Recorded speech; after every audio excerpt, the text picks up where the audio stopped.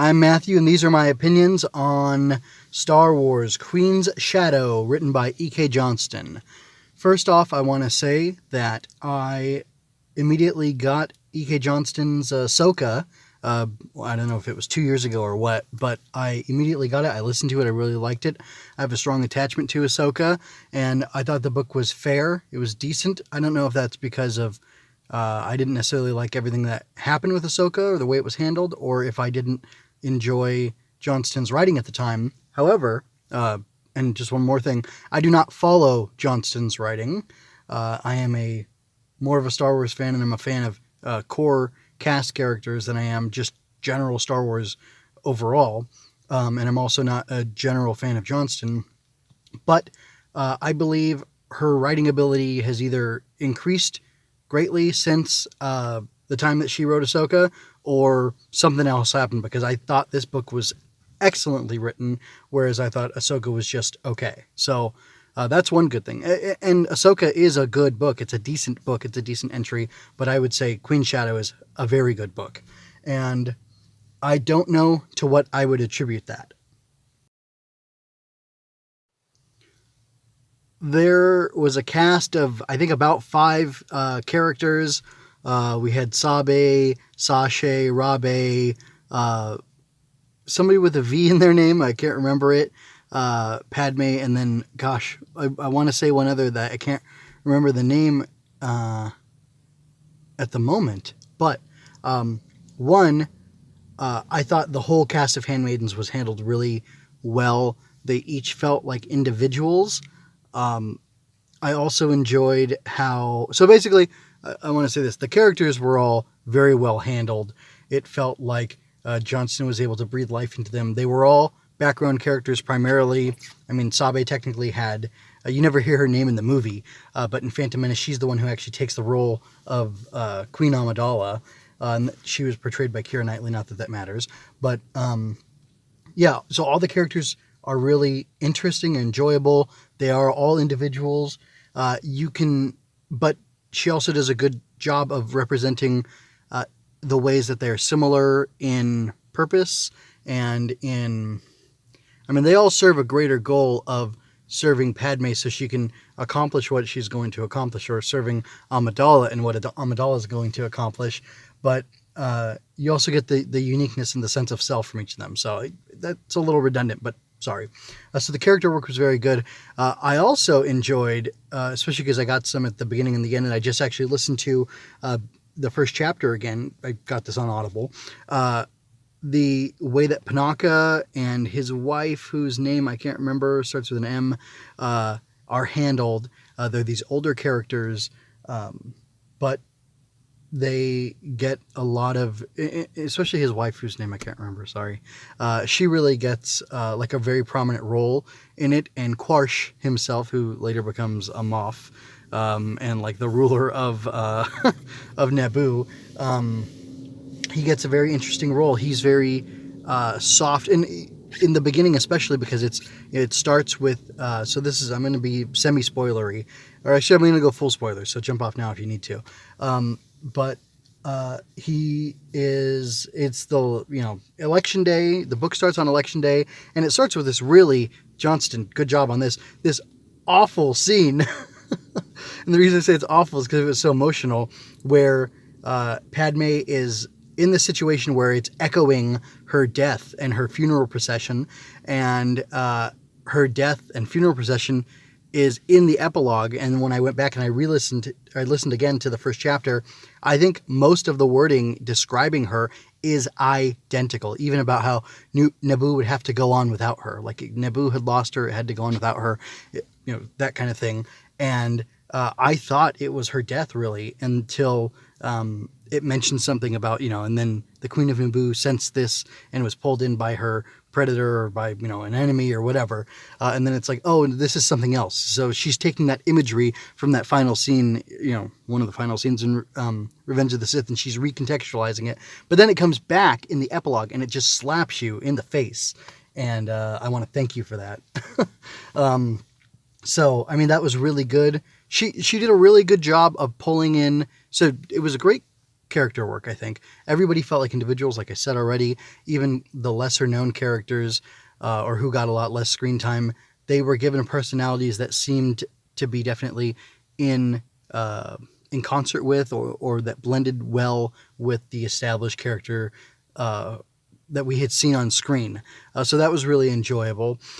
One of the things that I like about the book, though, or the book in addition to how the characters were handled, is how Padmé is put into situations where she is she's just at the edge of something bigger going on in the Star Wars universe. But that's kind of just interesting, and it's like an interesting kind of tease.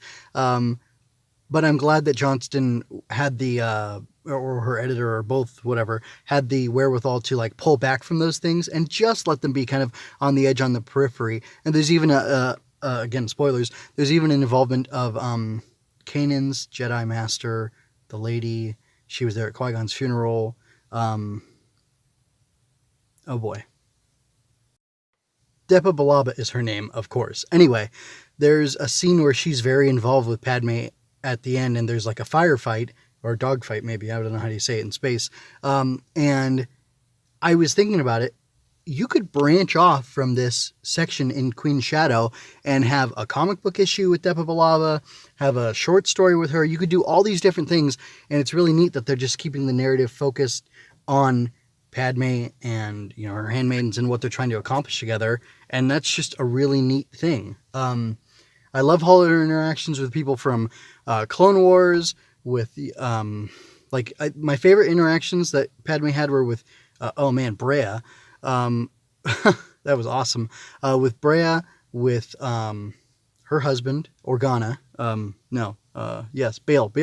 Organa, Rush Clovis, and Anaconda Farr was okay, just because he's her uncle and a family relation. It didn't really impact me that much. But then Mon Mothma, it was really fascinating to get an insight into her interactions with all these different characters. I was thinking towards the end of the book that they could definitely do a sequel. They ended it with an epilogue that's super harsh, with her death and everything. And with Sabe, her closest, you could argue, handmaiden, like vowing to find out what happened to her. And then Bail sends her a communication. And I don't know if he's going to tell her, I've got the twins, I've got the boy, or the boy. I've got her daughter. I have Padmé's daughter in my possession. I'm adopting her as my own. I want you to come and watch over her. Or like how many of the beans he spilled to her at the end. But I almost even think you could do something with Sabe later. Like Johnston made her such a strong character. I definitely think she could stand on her own in a book or a short story, comic, whatever. And that's really interesting. I think that says a lot about how well written she was, which I don't mean to keep dwelling on. But it was a very affecting story. All the stuff about the politics was very interesting. I'm going to watch Star Wars Explained video after this. After I finish this up, because I didn't want to be tainted by his review.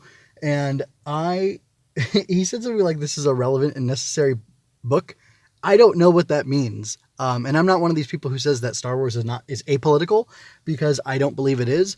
But I also don't think we're living in the Handmaid's Tale right now because Donald Trump is president. And I don't know if that's what he's talking about or not, Alex. I don't know if that's what he meant or not. But like, I saw a very interesting political conflict in this, which is more to my bias. So maybe I'm reading my biases into it, that I saw in Claudia Gray's Bloodline with Leia, where you're talking about either giving all this power to the state so that it can abuse people, or for the sake of security, so that it can, which could end up turning into the Empire or whatever, where it can abuse people, or like letting people suffer because everybody's more independent and more, not disparate, but like less interconnected with each other.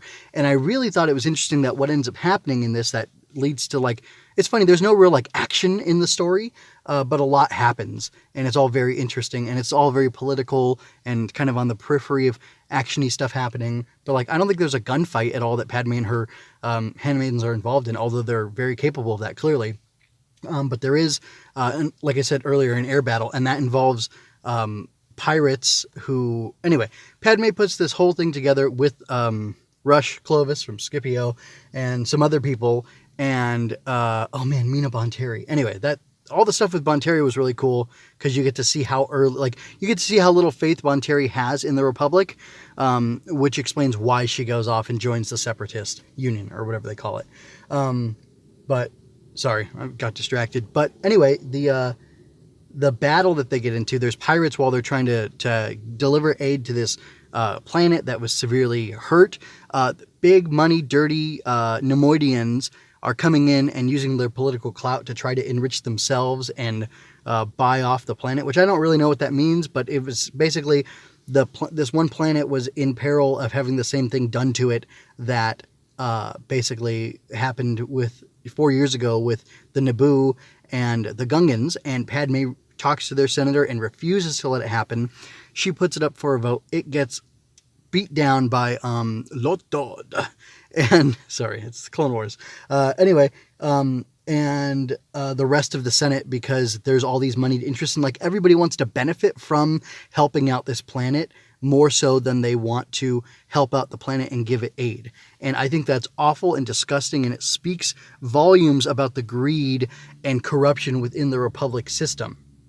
I also think the American system is full of greed and corruption, and it's sad that you can't just be idealistic and make things happen. But Padme puts this plan together where she's able to network and make it so that multiple people representing different systems they and their systems will all benefit from helping out this planet, giving it aid, and the planet will be able to pay. And there's just this whole interesting middle road, kind of unexpected, realistic or realpolitik kind of way that she ends up having to go about getting things done to aid people. Meanwhile, there are all these people scheming in it. And then meanwhile, behind that, all you have Palpatine coordinating all these awful things and allowing the government corruption to fester so that this strongman dictator can take over at some point. So very interesting stuff. Also, I'm very anti-war, but I'm also kind of pro-gun, and I've been meaning to go buy myself a gun, and it's very interesting that the Naboo describe themselves as a pacifistic people. So do the Chandrillans, who are Mon Mothma's people, and Bail Organa and Bria. They're pacifists too, but Leia gets weapons training. Padme and her handmaidens have training with the Royal Pistols. They've got those N1 starfighters, and there's something mentioned about should we have had N1 starfighters? Should we have been non-aggressive and not fought against the Naboo? Maybe we shouldn't have, really. I don't know, because we're pacifists. But then later on, there's a line where Padme's visiting her parents, which was awesome to visit the Naberrys and get more from them. But she says, this lady from Chandrilla, Mon Mothma, she was saying, not only should we not aggress, but we shouldn't even defend. And they were like, yeah, I don't know about that. And then she and Brea have a conversation, and Brea says, look, I've never had my planet invaded by people, and I've never had to fight them off like you did, and I never did what you did and saved your people. So I don't know that experience of being involved in actual violence from an aggressor from outside and how to deal with that. I'm not in your shoes. I don't know what that's like. And I just think it's an interesting thing. Because I'd like to be a gun owner, and I'd like to be peaceful, and I'd like to never use it. And I think that's okay. Those things aren't mutually exclusive. I'm anti-war, yes. I don't want the U.S. to, and this is getting too political, so I'll stop the review in 30 or 40 seconds. I don't want the U.S. involved all over the place, which they are doing terrible things, which they are, like the war in Yemen and whatnot. But why can't I, as a private citizen, own a weapon for, sport, not hunting, because I think that's unethical. I would prefer not to hunt and kill something for no good reason other than the sport of it, but skeet shooting or those clay pigeons or just target practice or whatever, and also have it on my person to defend myself at times, just like all of